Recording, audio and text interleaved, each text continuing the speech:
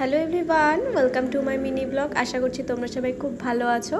আমি মোটামুটি আছি। কদিন ধরে শরীরটা খুব খারাপ যাচ্ছে আর প্রচণ্ড ঠান্ডা লেগেছে, তাই জন্য কালকে কোনো মিনি ব্লগ দিতে পারিনি। কালকে একটা রেসিপি শেয়ার করেছি তোমাদের সাথে। তো এই ভিডিওটা কালকের না, এই ভিডিওটা পরশুদিন সন্ধেবেলা। পরশুদিন সকালবেলা কোনো ভিডিও করতে পারিনি। সন্ধেবেলায় উঠে ভিডিও স্টার্ট করেছি। সন্ধে দিয়ে মামামের জন্য চা করতে গেছিলাম। আর মাম্মাম 2-3 দিন অন্তর অন্তর দুধ চা এখন খাচ্ছে, তাই জন্য একটু পরিমাণে বেশি খায়, তো সেই জন্য ছোটো কাপে দিই না, একটু বড় কাপে দিই। আর বড় কাপে যখনই দিই একটু চেঞ্জ করে দিই, তাতে কি খেতেও ভালো লাগে আর আমার দিয়েও খুব ভালো লাগে। আর এই কাপটা দেখছো, এই কাপটা আমি যখন ওর সাথে প্রেম করতাম তখন আমাকে গিফট করেছিল। বেশ সুন্দর জানো তো, আর লেখাটাও খুব সুন্দর। তারপরে আমি দোকানে এসে বসি। জানো তো, এই দোকানে এসে বসাটাও কিন্তু একটা নেশার মতন।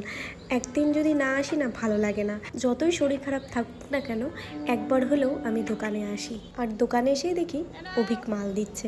মুখিয়া ছিল না, একটু বেরিয়েছিল কোথাও একটা, তাই অভিক দিচ্ছিল, তাই একটুখানি ভিডিও করে নিয়েছিলাম। আর এত মাথা ধরেছিল সেদিনকে, ঠিকই করেছিলাম যে গিয়ে দুধ চা খাবো, তাই দুধ চাই খেয়েছি।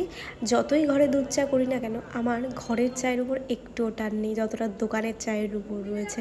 জানি না কাকুরা কি মেশায় চায়, এতটা পরিমাণ টান রয়েছে চায়ের। আগে আমি একদম চা খেতাম না, কিন্তু দোকানে বসার পর থেকে এই নেশাটা আমার ধরেছে। আর দেখো কত বড় যে ইঁদুরটা ঢুকেছিল, মানে ও দিশাই করতে পারছে না কোন দিকে যাবে আমাকে দেখে। আমাদের এই স্টেশনের চত্বরে যে কত বড় বড় ইঁদুর রয়েছে না, তোমাদের আর কি বলবো। সব বিরিয়ানি খাবার খেয়ে না মোটা হয়ে গেছে। তো যাই হোক, তারপরে অভিক বললো যে আজকে লুচি করো আর আলুর দম করো। তো তাই করেছিলাম। অনেক দিন পর আলুর দম আর লুচি করলাম।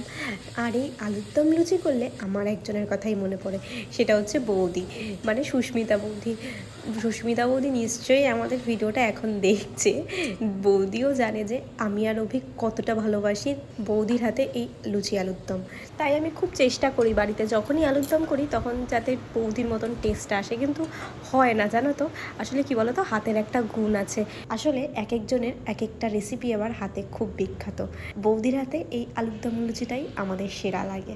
আর আমি সেদিনকে লুচি আর খাইনি, আসলে খুব ময়দা খাওয়া হয়ে যায় তো, তাই জন্য আমি আর খাইনি। আমি রুটি আলুর দমই খেয়েছিলাম। কেউ সামনে বসে লুচি খেলে আবার কন্ট্রোল হয় না, তাই জন্য অভিকের থেকে আবার একটা নিয়েছিলাম। তো পরশুদিনের সন্ধেটা এইভাবেই কেটেছে। তোমাদের ভিডিওটা কেমন লাগলো অবশ্যই আমাকে জানিও। সবাই ভালো থেকো, সুস্থ থেকো, আর সবাইকে ভালো রেখো। আজকের মতো টাটা।